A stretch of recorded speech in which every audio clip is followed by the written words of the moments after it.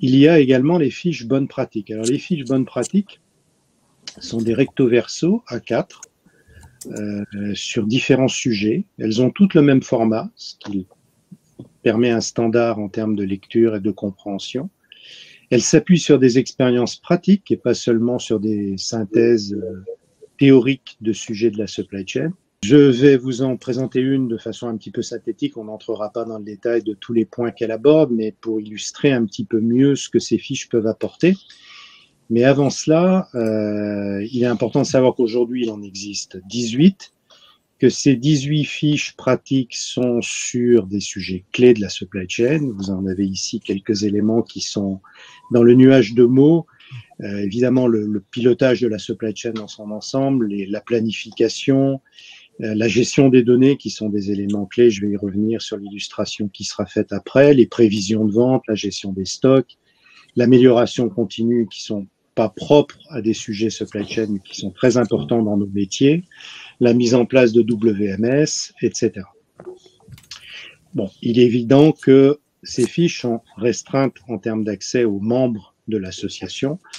C'est logique, bien sûr, puisqu'elles offrent du contenu à valeur ajoutée, appuyé encore une fois et rédigé par des experts, mais appuyé sur des expériences concrètes et des plans de transformation concrets. Donc, si on entre un petit peu dans le détail de ce que sont ces fiches et de ce qu'elles peuvent proposer, la première partie, donc le recto de chacune des fiches, à 4, évoque à la fois la problématique qu'on va vouloir aborder dans la fiche, une solution ou des cas d'usage, ça dépend un petit peu de la nature des fiches qui vous sont proposées.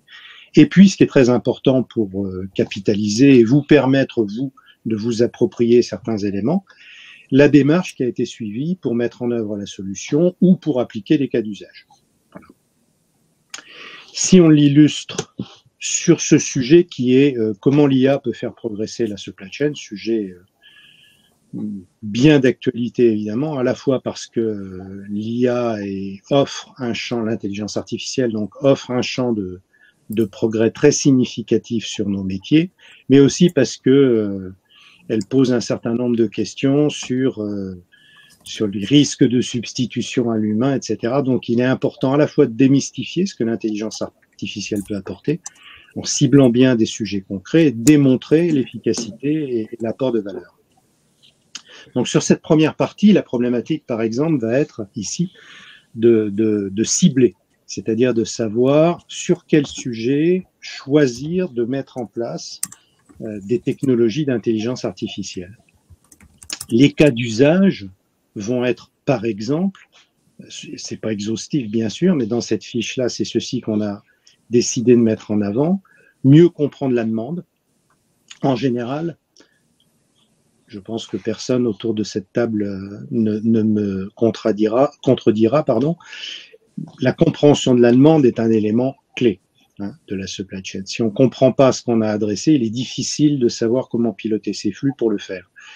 Donc, l'intelligence artificielle va nous offrir un champ de données supplémentaire, la compréhension des données externes, météorologiques, la promotion des concurrents, des informations issues du marché à travers les réseaux sociaux qui peuvent révéler des intentions d'achat.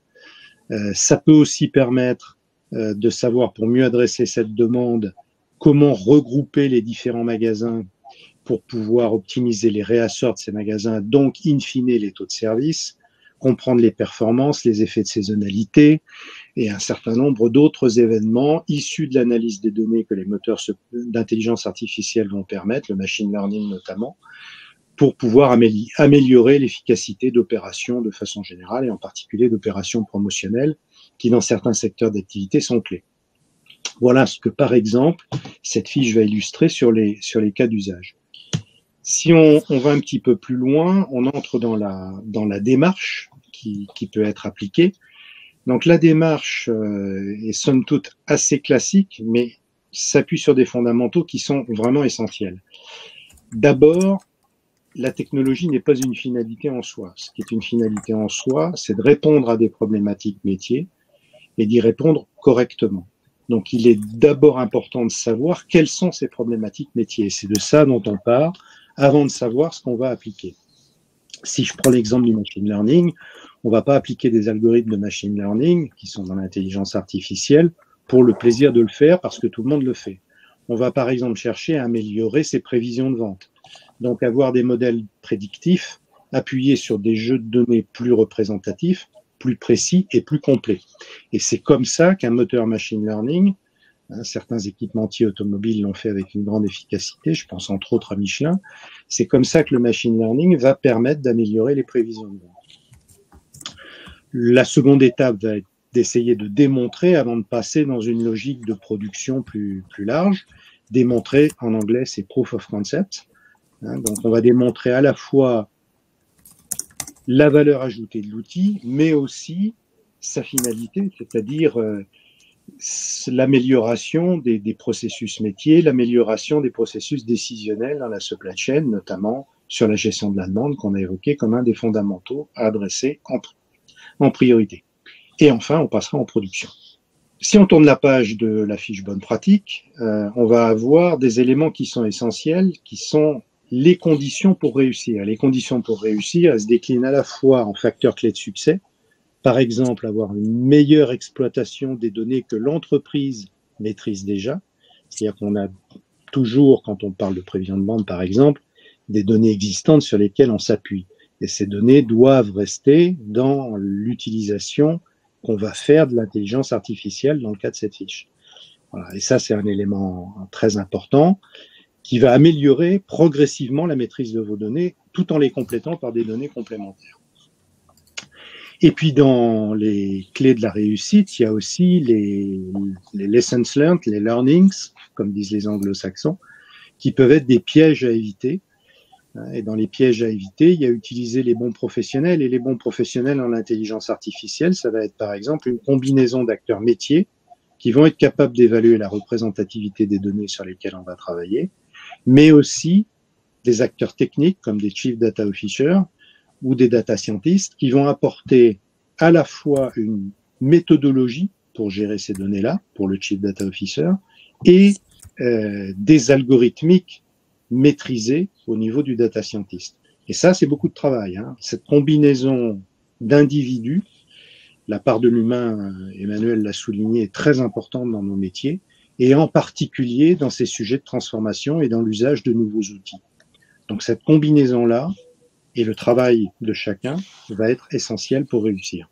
Et puis on termine, last but not least, c'est très important, par les gains attendus. Aucun des projets qu'on peut mener aujourd'hui dans nos entreprises, qu'elles soient petites, moyennes ou grandes, mais en particulier ici pour les ETI, PME, ne se fait sans attente de gains. Alors, ça peut être des gains financiers, ça peut être des gains opérationnels en temps, ça peut être des gains en taux de service client, sur tous nos indicateurs clés. On a des ambitions. Donc la fiche bonne pratique met toujours en évidence, quelle qu'elle soit, des gains potentiels qui ne seront pas forcément les mêmes pour tout le monde quand les différentes entreprises ont appliqué ces fiches, mais qui sont importants à bien appréhender au départ.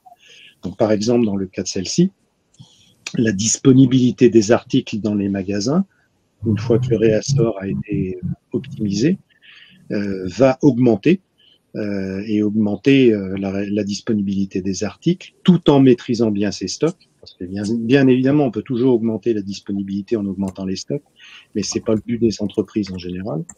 Le faire de façon ciblée et intelligente va à la fois servir le taux de service client et l'optimisation financière de la trésorerie de l'entreprise.